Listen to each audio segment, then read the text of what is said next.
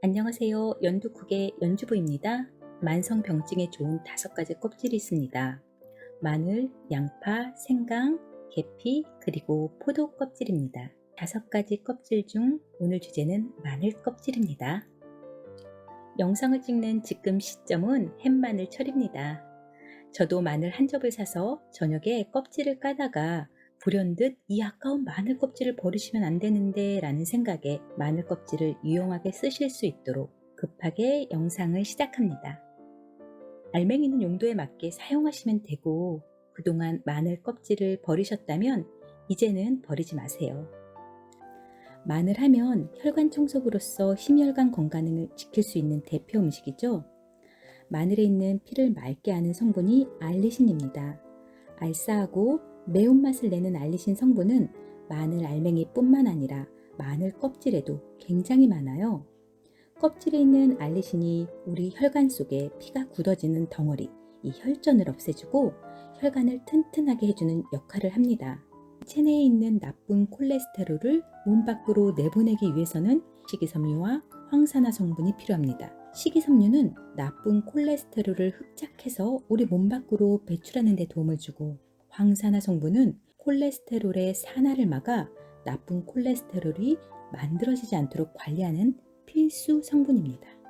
마늘 껍질은 알맹이보다 식이섬유가 4배 높고 황산화 성분인 폴리페놀이 마늘 알맹이보다 7배 높다고 합니다. 나쁜 콜레스테롤을 억제시켜 동맥경화를 예방하는 데 도움이 되는 성분인 거죠. 껍질에 풍부한 폴리페놀은 우리 생체 기능을 활발하게 해서 우리 몸의 활성산소를 없애주고 노화 방지까지 도움을 주는 거죠. 또 다른 마늘 껍질의 유용성은 항암 효과입니다. 2017년 한국식품저장유통학회지에 실린 연구 내용입니다. 마늘 껍질을 70% 에탄올 용매로 반복 추출 농축해 얻은 마늘 껍질 추출물이 암 예방 효과가 있음을 연구했습니다.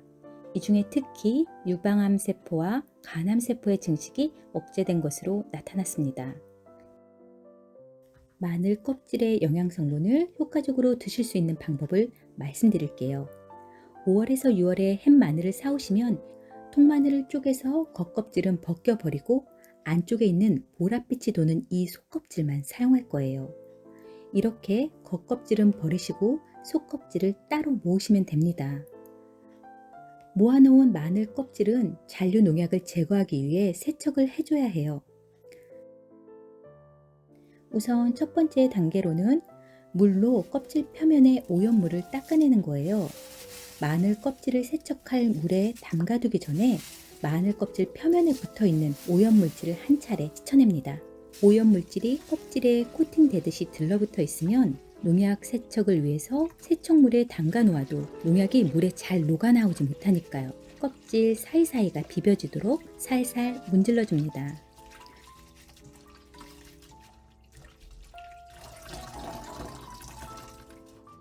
한 번 더 가볍게 헹궈내 주시고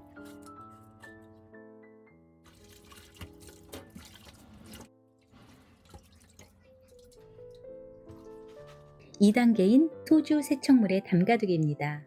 식품의약품 안전처에 따르면 대부분의 잔류 농약은 물에 담가두었다가 흐르는 물로 씻어내면 농약의 대부분이 제거된다고 합니다. 하지만 지용성 농약이라면 물만으로는 녹이기 어렵다고 말씀드린 적이 있었죠? 그래서 소주를 넣은 물에 세척하는 거예요. 비율은 물 10컵에 당금용 소주 1컵, 10대 1 비율입니다. 소주는 알코올 도수가 30도에서 35도 되는 당금용 소주를 사용하세요. 당금용 소주를 기준으로 해서 물이 10컵, 소주가 1컵이니까요. 만일 여러분들이 참이슬 처음처럼 린, 잎새주, 좋은데이 같은 그런 알코올 도수가 15도 정도 되는 소주를 사용하신다면 당금용 소주에 비해서 알코올 도수가 절반밖에 안 되는 거잖아요. 이 소주를 사용할 때는 2배를 넣어주시면 됩니다. 물 10컵에 이 15도 정도 되는 소주는 2컵을 넣으시면 되는 거지요. 마늘 껍질의 양이 많지 않네요.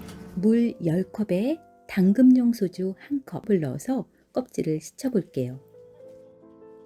약 3분 정도 담가둡니다. 잔류 농약들이 잘 녹아나도록 중간중간 마늘 껍질을 살살 비벼가며 문질러 주세요. 깨끗한 물로 3번 정도 씻어내세요.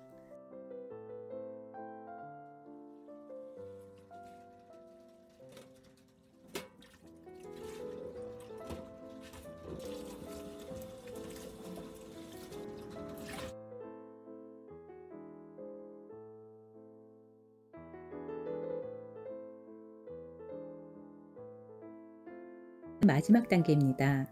마지막은 후라이팬에 덮을 거예요.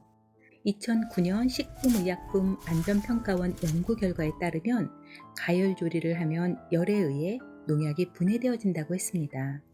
예를 들어 카바메이트류 살충제는 온도가 상승하여 높아짐에 따라 분해가 가속화된다고 해요.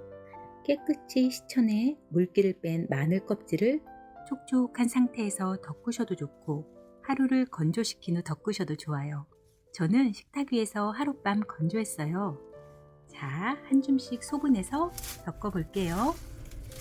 덮는 이유는 가열로 잔류농약 분해를 가속화시키고 껍질의 수분을 제거해서 보관 기간을 길게 하고 마늘 껍질의 향기로운 풍미까지 높일 수 있기 때문이에요. 느긋하게 중불에서 볶으면 노란빛이 나면서 향기가 나기 시작합니다. 적당히 노릇노릇한 색이 되면 불을 끄시면 돼요. 이제 잔류농약을 제거하기 위한 단계를 모두 거치셨습니다. 식힌 후에 깨끗한 지퍼백에 밀봉해 두시고 필요할 때마다 꺼내서 사용하시면 됩니다. 마늘 껍질을 드실 수 있는 방법을 알려드릴게요. 마늘 껍질 차를 끓여서 드시면 되는데 물 1리터에 마늘 껍질 10g 정도를 넣고 30분 끓이시면 됩니다. 저는 냉장고에 넣어두고 시원하게 마시려고 물 3리터에 마늘 껍질 1줌 반을 넣고 끓입니다. 만일 집에 소주가 있을 때에는 소주잔으로 소주를 2잔 정도 넣고 우려내시면 마늘 껍질에 좋은 성분들이 더 잘 우러나온다고 합니다. 마늘 껍질 차를 끓이실 때는 30분 이상 끓여주세요. 이유는 마늘 껍질을 60도 이상에서 가열하게 되면 아호엔이라는 성분이 증가합니다. 아조엔이라고도 하고 아호엔이라고도 해요. 아호엔은 강력한 항혈전 효과로 혈액이 끈끈해지는 혈소판 응집 현상을 방지하기 때문에 혈관 건강에 도움을 줍니다. 또한 몸속 노폐물과 독소 배출을 촉진시키고 신진대사를 원활하게 하기 때문에 뇌해독 효과를 높일 수 있다고 합니다. 아호에는 우리 몸을 에너지가 저장되는 쪽이 아니라 에너지를 쓰는 쪽으로 변경시켜줘요. 그러니 다이어트 하고 싶은 분들의 식욕이 억제되고 콜레스테롤이나 중성지방 합성 억제 효과가 있는 거죠. 열을 가해 조리된 마늘은 노화를 방지하는 황산화 물질의 활성도와 폴리페놀 그리고 폴라보노이드의 함량은 오히려 증가한다고 합니다. 그러니 가열로 인한 영양소 파괴를 걱정하지 마시고 마늘 껍질이 끓기 시작하면 중불로 줄여서 30분 이상 충분히 끓여주세요. 이렇게 잘 우려낸 마늘 껍질 차는 구수하고 부드러운 맛이 납니다. 추운 겨울에는 따뜻한 차로 여유를 즐기시고 기운이 없고 지친 여름에는 유리병에 담아 냉장고에 넣으시고 시원하게 드셔보세요. 그리고 한 가지 더 있어요. 이 마늘 껍질을 대파뿌리, 양파 껍질, 표고버섯 등과 함께 국물 요리 육수를 만들 때 넣으시면 좋습니다. 기운이 없고 쉽게 지치는 여름이 왔네요. 틈틈이 휴식도 하시고 황산화 음료인 마늘 껍질 차도 시원하게 마시며 올 여름도 건강하게 지내시길 소망해 봅니다. 지금까지 영상 시청해 주셔서 감사합니다. 더 좋은 영상으로 다시 만나요.